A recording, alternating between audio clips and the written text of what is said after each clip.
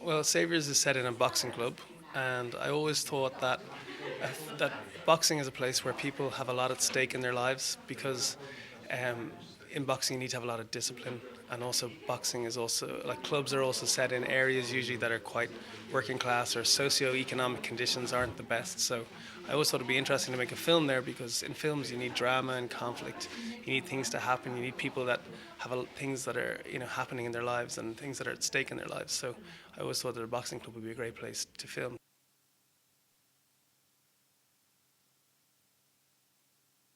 Yeah, actually, we during when we were filming it, we never had that problem because we enjoyed it so much. We really, really enjoyed making the film. We loved the characters, we loved the stories, the way they were developing.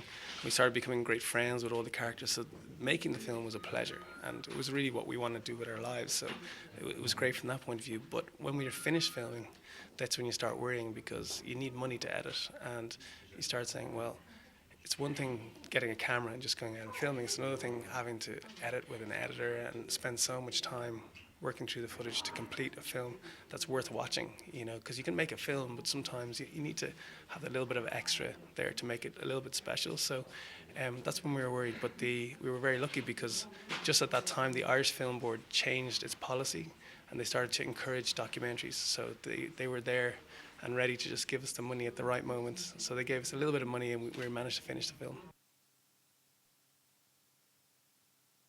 Well, we started off filming with about 7 characters.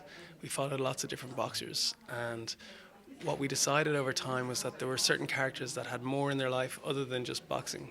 Like some of the characters, for example, had like Darren had an education story. Dean had a story about his family life and how much it meant to him, and he's kind of the typical boxer. And then Abdul had an immigration story. So we wanted boxers that weren't just boxing. Like some of the boxers in there, all they think about is boxing, 24/7, and we wanted to show something about life. So that's how we picked the characters in the end.